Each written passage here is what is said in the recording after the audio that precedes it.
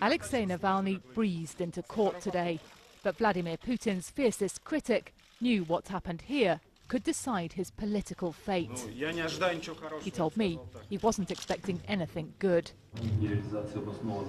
This is how Russia delivers justice.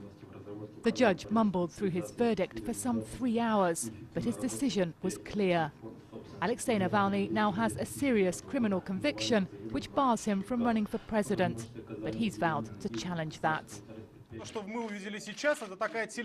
This is a telegram from the Kremlin saying they see me and my team as too dangerous to let us run for election.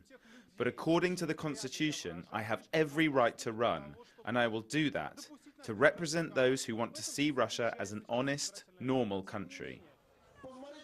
He first championed that cause 5 years ago, emerging as a natural leader, as furious crowds claimed elections to parliament had been rigged.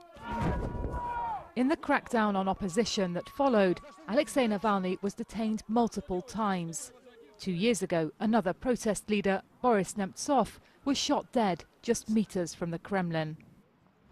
So when Alexei Navalny wound up on trial here, 500 miles east of Moscow, he insisted the motive was political.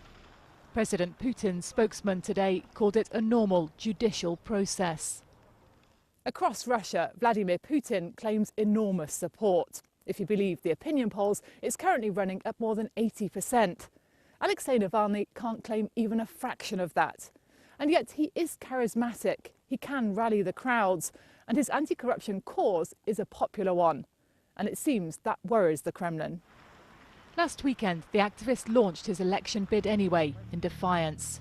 Volunteers flocked to his first campaign office in St. Petersburg. But another presidential hopeful has told me he believes liberals like Mr. Navalny are no threat in today's Russia at all. He never become president of Russia.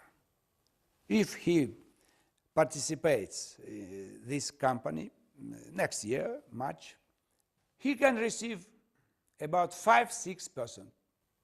That's all. The activist wants to test that at next year's election. But the verdict here today suggests the Kremlin isn't ready to take the risk. Sarah Rainsford, BBC News, Kirov.